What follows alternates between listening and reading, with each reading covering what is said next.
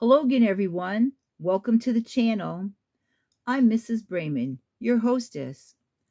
I would like to welcome all of the new listeners and subscribers and remind everyone that if you haven't subscribed already, please do, and make sure to click the notification bell. Then you should be alerted whenever we post a new message or video. If you hear today's message, realize that it is part 8 in a series. So I would recommend that you listen to parts 1 through 7 when you have time and get caught up. It is a standalone message today, so don't feel like you need to rush off to do that. You could do it at your leisure. We'll have a few more messages in this series before moving on to another topic. As always, feel free to leave your comments and questions in the comment section below or on our community page. The last time we got together, we continued our discussion on some practical ways that we may follow the scriptures and live them out in everyday life. And we will continue today on this line of teaching. A comment was left on a recent video that made me wonder why the commenter was even listening to this channel. I thought about it and decided that I needed to pray about how to respond, if at all.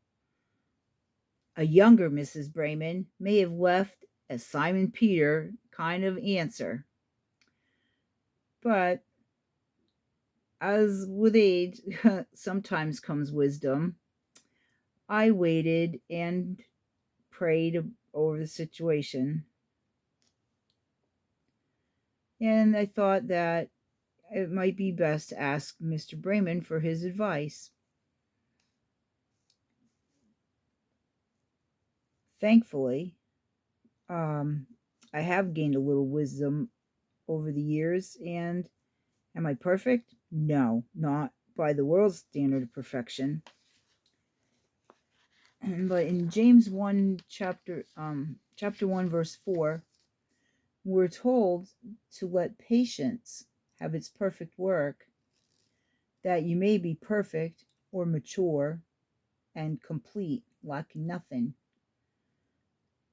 And as you may have heard me say before, some ways to keep ourselves out of trouble are don't give up, don't cut corners, and don't go it alone.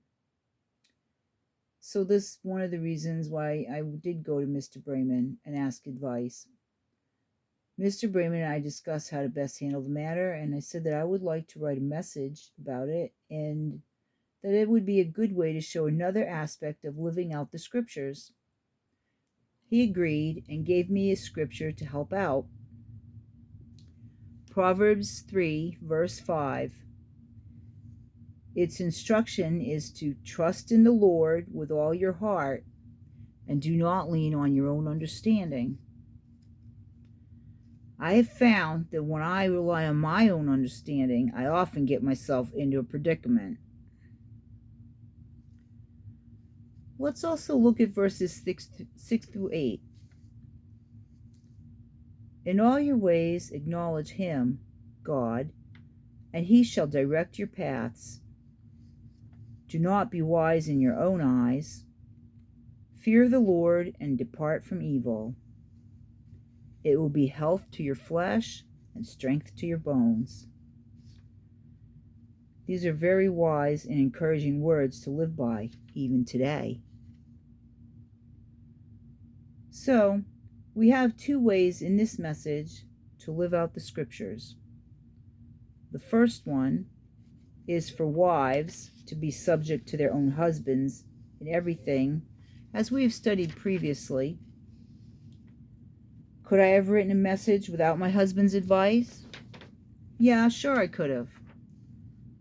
Am I always, as I'm always looking for what's best in my service to the Lord, I made sure to get some advice from my best friend and not go it alone.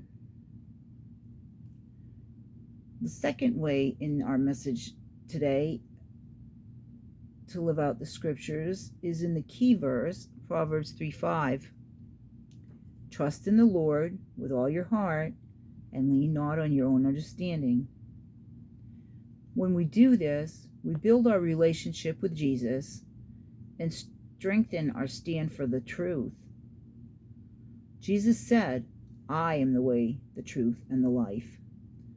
No one comes to the Father except through me."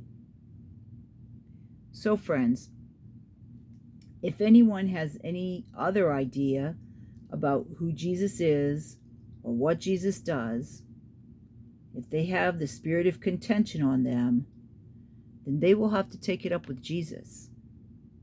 Because, like the Apostle Paul said concerning contention in 1 Corinthians 11, we have no such custom. So, we will be coming back next time to continue discussing practical ways that we may follow the scriptures and live them out in everyday life.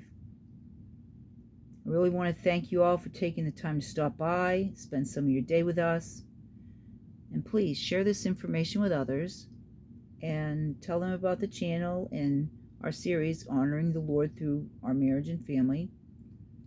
As always, you're in our prayers, and may God bless you with a wonderful day.